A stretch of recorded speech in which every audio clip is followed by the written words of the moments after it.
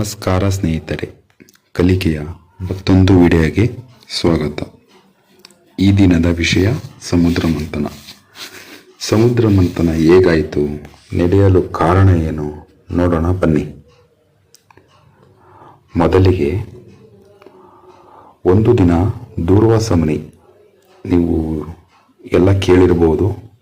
ದೂರ್ವಾಸ ಮುನಿ ಅವರು ತಮ್ಮ ಶಿಷ್ಯರ ಜೊತೆ ಸಂಚಾರ ಮಾಡುವ ಸಮಯದಲ್ಲಿ, ಕಾಡಿನಲ್ಲಿ ಸಂಚಾರ ಮಾಡುವ ಸಮಯದಲ್ಲಿ ದೇವಕನ್ಯೆ ವಿದ್ಯಾಧರೆ ಅವರ ಕೈಯಲ್ಲಿದ್ದ ಒಂದು ಹಾರವನ್ನು ನೋಡಿ ತುಂಬ ಇಷ್ಟಪಡ್ತಾರೆ. ಅದು ಹಾರ ಹೇಗಿತ್ತು ಅಂದರೆ ಸ್ವರ್ಗಲೋಕದ ಹೂಗಳಿಂದ ಮಾಡಿರ್ತಾರೆ.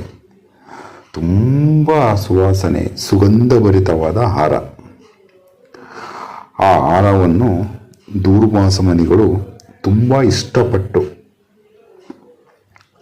ಆ ದೇವಕನ್ಯೆ ವಿದ್ಯಾಧರೆಗೆ ಕೇಳುತ್ತಾರೆ, ನನಗೆ ಈ ಹಾರ ತುಂಬ ಇಷ್ಟವಾಗಿದೆ, ನನಗೆ ನೀವು ಕೊಡ್ತೀರಾ ಅಂತ.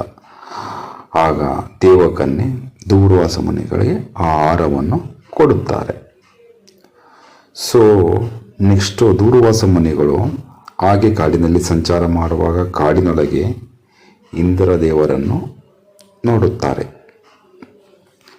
ಇಂದ್ರದೇವರನ್ನು ನೋಡಿ ಆಗ ಆ ದೇವಕನ್ಯೆ ಕೊಟ್ಟಿದ್ದ ಹೂವಿನ ಹಾರವನ್ನು ಇಂದ್ರದೇವನಿಗೆ ಗಿಫ್ಟ್ ಕೊಡುತ್ತಾರೆ. ಸೊ ಅವಾಗ ಏನಾಯ್ತಪ್ಪ ಅಂದರೆ, ನೆಕ್ಸ್ಟು ಇಂದ್ರದೇವರು ಆ ಹೂವಿನ ಹಾರವನ್ನು ತನ್ನ ಐರಾವತ ಆನೆಗೆ ಹಾಕುತ್ತಾರೆ. ಆಗ ಆ ಆನೆ ಏನು ಮಾಡುತ್ತೆ ಅಂದರೆ, ಅದು ತುಂಬ ಸುಗಂಧಭರಿತವಾದ ಹಾರ. ಆ ಸ್ಮೆಲ್ಲಿಂದ ಆನೆ ತುಂಬ ಇರಿಟೇಟ್ ಆಗಿ ಆ ಹಾರವನ್ನು ತೆಗೆದು ಕೆಳಗಡೆ ಬಿಸಾಕ್ಬಿಟ್ಟು ಕಾಲಿನಲ್ಲಿ ತುಳಿಯುತ್ತೆ. ನೆಕ್ಸ್ಟು ಅದನ್ನು ನೋಡಿದ ದೂರ್ವಾಸ ಮುನಿಗಳು ಇಂದ್ರದೇವರಿಗೆ ಶಾಪ ಕೊಡ್ತಾರೆ. ಏನು ಶಾಪ ಕೊಡ್ತಾರೆ, ನಿನಗೆ ಶ್ರೀ ಮಹಾಲಕ್ಷ್ಮಿಯ ಕೃಪೆ ಇರುವುದಿಲ್ಲ, ನಿನ್ನ ಸಾಮ್ರಾಜ್ಯವು ನಾಶವಾಗಲಿ ಎಂದು ಶಾಪ ಕೊಟ್ಬಿಡ್ತಾರೆ. ಆವಾಗ ದೇವತೆಗಳಿಗೆಲ್ಲ ಒಂದು ಯೋಚನೆ ಬರುತ್ತೆ. ಯಾಕಪ್ಪ ಅಂದರೆ, ದೂರ್ವಾಸ ಮುನಿಗಳು ಕೊಟ್ಟ ಶಾಪದ ಪರಿಣಾಮ ಅವರೆಲ್ಲ ವೀಕ್ ಆಗಿರ್ತಾರೆ. ಇದನ್ನು ಅರಿತ ರಾಕ್ಷಸರು ಇಂದ್ರಲೋಕವನ್ನು ವಶಪಡಿಸ್ಕೊಳ್ಬೇಕು ಅಂತ ಹೇಳ್ಬಿಟ್ಟು ಅವ್ರ ಮೇಲೆ ಯುದ್ಧ ಮಾಡ್ತಾರೆ. ಆಗ ದೇವತೆಗಳು ಸೋಲ್ತಾರೆ ಮತ್ತು ರಾಕ್ಷಸರು ಜಯಶಾಲಿ ಆಗ್ತಾರೆ. ನೆಕ್ಸ್ಟು ದೇವತೆಗಳಿಗೆ ಇದು ಈ ರೀತಿಯೇ ಕಂಟಿನ್ಯೂ ಆದರೆ ತುಂಬ ಕಷ್ಟ ಆಗುತ್ತೆ ಅಂತ ಬ್ರಹ್ಮದೇವರ ಹತ್ರ ಹೋಗಿ ಸಲಹೆ ಕೇಳ್ತಾರೆ. ಆಗ ಬ್ರಹ್ಮದೇವರು ಹೇಳ್ತಾರೆ, ಇದು ನನ್ನಿಂದ ಆಗೋ ಕೆಲಸ ಅಲ್ಲ, ನೀವು ವಿಷ್ಣು ದೇವರ ಹತ್ತಿರ ಹೋಗಿ ಸಲಹೆ ತಗೊಳ್ಳಿ ಅಂತ. ಸೊ ಅಲ್ಲಿಂದ ದೇವತೆಗಳೆಲ್ಲ ಹೋಗ್ಬಿಟ್ಟು ವಿಷ್ಣು ದೇವರ ಹತ್ರ ನಡೆದಿರೋದೆಲ್ಲ ಹೇಳ್ಬಿಟ್ಟು ಎಲ್ಪ್ ಕೇಳ್ತಾರೆ. ಆಗ ವಿಷ್ಣು ದೇವರು ಏನು ಹೇಳ್ತಾರೆ, ಇದಕ್ಕೆಲ್ಲ ಒಂದು ಪರಿಹಾರ ಇದೆ, ಅದೇ ಸಮುದ್ರ ಮಂಥನ. ಸಮುದ್ರ ಮಂಥನ ಮಾಡಿ, ಸಮುದ್ರ ಮಂಥನ ಮಾಡಿದಾಗ ಅಮೃತ ಬರುತ್ತೆ. ಅಮೃತವನ್ನು ಕುಡಿದ್ರೆ ನಿಮಗೆ ಶಕ್ತಿ ಏನಿದೆ ಅದೆಲ್ಲ ಮರಳಿ ಬರುತ್ತೆ. ಇದರಿಂದಲೇ ಶಾಶ್ವತ ಶಕ್ತಿ ವಿಜಯ ನಿಮ್ಮದಾಗುತ್ತೆ ಅಂತ ಹೇಳ್ಬಿಟ್ಟು ಸಲಹೆ ಕೊಡ್ತಾರೆ. ಸೊ ಆಮೇಲೆ ಇನ್ನೂ ಒಂದು ಮಾತು ಹೇಳ್ತಾರೆ, ಸಮುದ್ರ ಮಂಥನ ಮಾಡಬೇಕಾದ್ರೆ ನಿಮ್ಮ ತುಂಬ ಬಲ ಬೇಕು.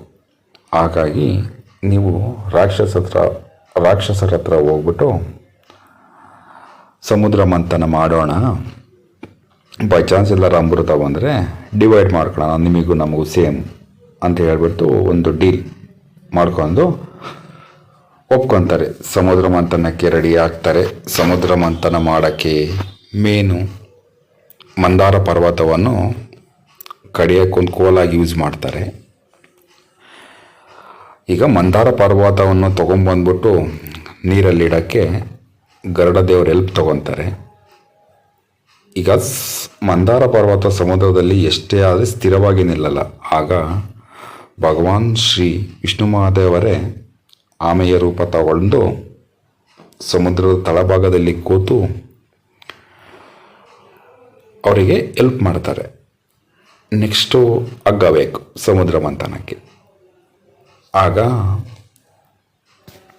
ವಾಸುಕಿ ನಾಗನ ಹಗ್ಗವಾಗಿ ಯೂಸ್ ಮಾಡ್ತಾರೆ.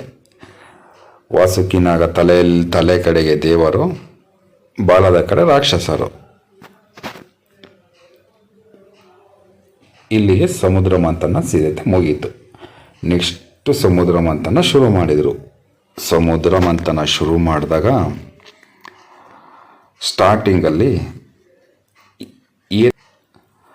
ಮೊದಲಿಗೆ ಆಲಾಲ ಮೀನ್ಸ್ ವಿಷ, ಪ್ರಪಂಚವನ್ನೇ ನಾಶ ಮಾಡಬಹುದಾದ ವಿಷ.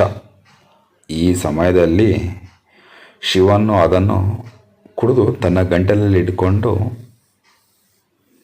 ಅವರಿಗೆ ಬಂದಿದ್ದೊಂದು ಸಮಸ್ಯೆ ಬಗೆಹರಿಸ್ತಾನೆ. ಅದಕ್ಕೆ ಶಿವನಿಗೆ ನೀಲಕಂಠ ಎನ್ನುತ್ತಾರೆ.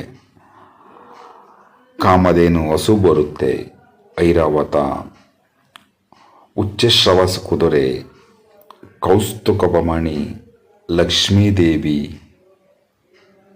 ವರಣಿ, ಅಪ್ಸರೆಯರು, ಧನುರ್ವೇದಗಳು ಮತ್ತು ಇನ್ನೂ ಹಲವು ಸುಮಾರು ವಸ್ತುಗಳು ಬರುತ್ತೆ.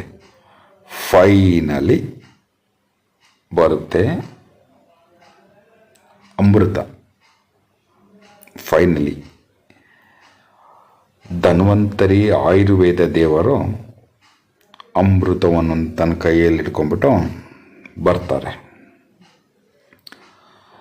ಸೊ ಇದನ್ನು ನೋಡಿದ ತಕ್ಷಣ ರಾಕ್ಷಸರೆಲ್ಲ ಹೋಗಿ ಅಮೃತನೆಲ್ಲ ಕಿತ್ಕೊಂಡ್ಬಿಟ್ಟು ಅವ್ರ ಕಡೆ ಹಿಡ್ಕೊಂಡ್ಬಿಡ್ತಾರೆ.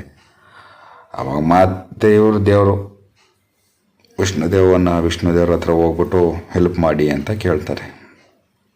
ಫೈನಲಿ ವಿಷ್ಣುದೇವರು ಮೋಹಿನಿ ಅವತಾರ ತಗೊಂಡ್ಬಿಟ್ಟು ಹೆಲ್ಪ್ ಮಾಡಿ ಅವ್ರನ್ನ ಎಲ್ಲ ಮೋಹಿಸಿ, ಅವ್ರ ಸೌಂದರ್ಯದಿಂದ ಎಲ್ಲ ಮೋಹಿಸಿ, ಆಗ ಅಮೃತ ಇಲ್ಲ, ಇದು ನೀವು ಮಾಡ್ತಿರೋ ತಪ್ಪು, ಇದು ಎಲ್ಲರೂ ತುಂಬ ಕಷ್ಟಪಟ್ಟು ಮಾಡಿರೋದು, ಎಲ್ಲರಿಗೂ ಸರಿ ಸಮಾನವಾಗಿ ಅಮೃತ ಸಿಗಬೇಕು ಅಂತ ಹೇಳ್ಬಿಟ್ಟು ಅವರಿಗೆಲ್ಲ ಒಂದು ಸ್ವಲ್ಪ ಮಾಲಿಷ್ ಮಾಡಿಬಿಟ್ಟು ಅಮೃತ ಇಟ್ಕೊಂಬಂದ್ಬಿಟ್ಟು ದೇವರಿಗೆ ಮಾತ್ರ ಅಮೃತ ಕೊಡ್ತಾರೆ, ರಾಕ್ಷಸರಿಗೆ ನೀರು ಕೊಡಿಸ್ತಾರೆ. ಇದನ್ನು ಅರಿತ ಒಬ್ಬ ದಾನವ, ಯಾರಪ್ಪ ಅದು ಅಂದರೆ ರಾವು, ಓ ಇವರು ನಮಗೆ ಮೋಸ ಮಾಡ್ತಾ ಇದ್ದಾರೆ ಅಂತ ಹೇಳ್ಬಿಟ್ಟು ಅವ್ರು ತಮ್ಮ ಕಾಸ್ಟ್ಯೂಮ್ ಚೇಂಜ್ ಮಾಡ್ಕೊಂಬಿಟ್ಟು ದೇವತೆ ವೇಷ ಹಾಕೊಂಬಂದ್ಬಿಟ್ಟು ಅವ್ರ ಗುಂಪಲ್ಲಿ ಸೇರ್ಕೊಂಡ್ಬಿಡ್ತಾರೆ. ಆವಾಗ ಈ ಸೂರ್ಯ ಚಂದ್ರಾಗ ನೋಡ್ಬಿಡ್ತಾರೆ. ನೋಡ್ಬಿಟ್ಟು ಮತ್ತೆ ವಿಷ್ಣು ದೇವರಿಗೆ ಹೇಳ್ತಾರೆ, ಪರಮಾತ್ಮ ಇವ್ರು ಬಂದುಬಿಟ್ಟಿದ್ದಾರೆ ಅಂತ.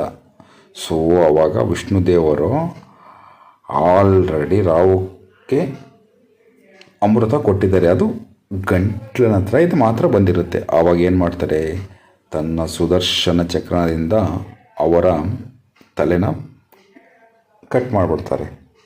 ಸೊ ನೆಕ್ಸ್ಟು ಅದು ಸಾವಿರಲ್ಲ ಅವರಿಗೆ, ಏನಕ್ಕಂದರೆ ಆಲ್ರೆಡಿ ಅವ್ರ ವಿಷನ ಅಮೃತನ ಕುಡಿದು ಬಿಟ್ಟಿರ್ತಾರೆ. ಆವಾಗ ತಲೆ ಒಂದು ಭಾಗ, ದೇಹ ಒಂದು ಭಾಗ. ಅದೇ ನೀವು ಕೇಳಿರ್ಬೋದು, ರಾವು ಕೇತು ಆಗಿ ಅವರು ಡಿವೈಡ್ ಆಗ್ತಾರೆ. ಸೊ ನೆಕ್ಸ್ಟ್ ಇದರಿಂದ ಎಲ್ಲ ಇದಾಗಿ ಫೈನಲಿ ಎಲ್ಲ ಒಳ್ಳೆ ರೀತಿ ಆಗುತ್ತೆ.